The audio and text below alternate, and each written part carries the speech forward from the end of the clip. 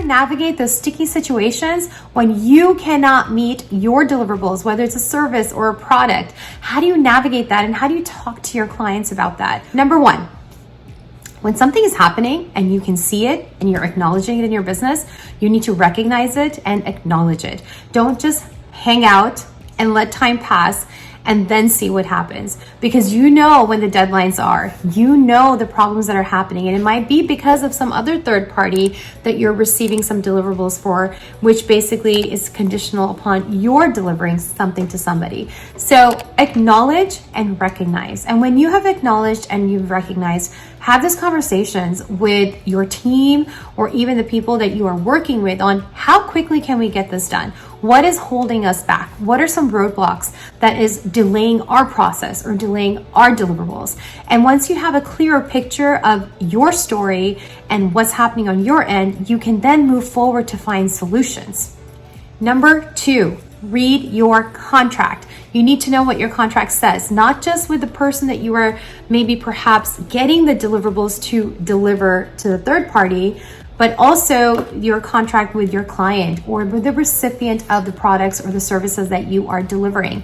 So read that contract, see what it says. Does it tell you how to handle the situation? Does it tell you that there's a notice period? Because all contracts should have a notice period. And notice periods are basically to give notification to the other party when there is something material that is happening in the business or contractual relationship that would actually impact that relationship. And deliverables not coming on time is pretty material.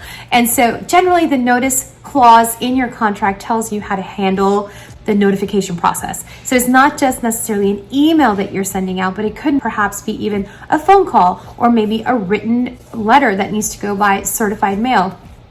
But make sure that you're giving proper notice under the contract, and also look at the termination clause in your contract. What does it say? What are the reasons for terminating a contract?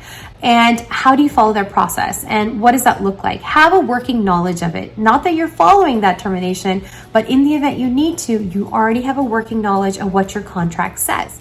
Number three, you want to have an effective plan of action. Have a game plan. Don't just walk into that conversation with your recipient or the person who you have that contractual obligation with without a game plan. Have some strategies in place. Have some alternative solutions in place. Have a game plan on when you perhaps will be getting that deliverable ready and prepared to be delivered to your client or to that third party recipient.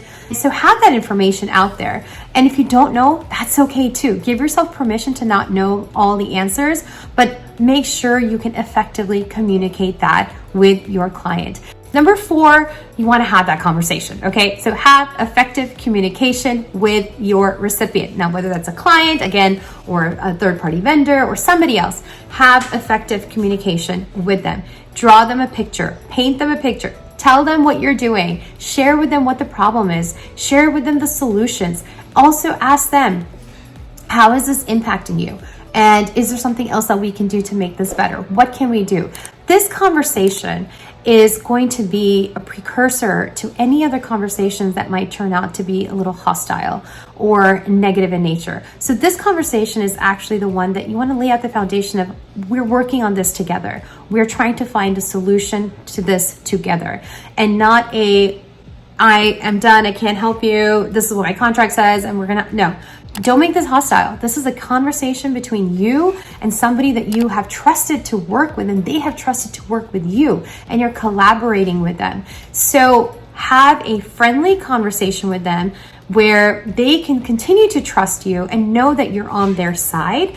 And this is also a great conversation to ask them where you're kind of figuring out a middle ground on how to resolve this issue. And when you can resolve these kind of issues, you can resolve much bigger issues also that might pop up in that contractual relationship as well. And number five, the solutions that you are finding, be diligent about it, be thorough about it.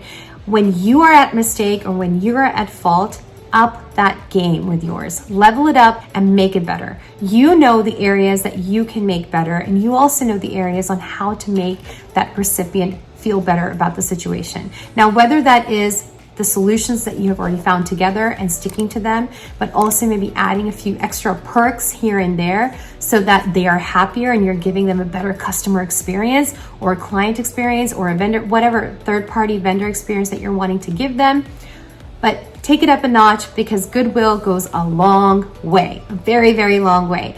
And it's really important to make sure that you are creating that goodwill as you are moving along in your business journey and you're not burning bridges. So one of the best ways to do that is, of course, follow the solutions that you've come up with, have those conversations, be clear, be effective, be communicative with your recipient and even with your team and everybody else that's working on the back end with you. And follow through with them and maybe add some extra perks to make everybody happy and pacify the negative feelings that might be there.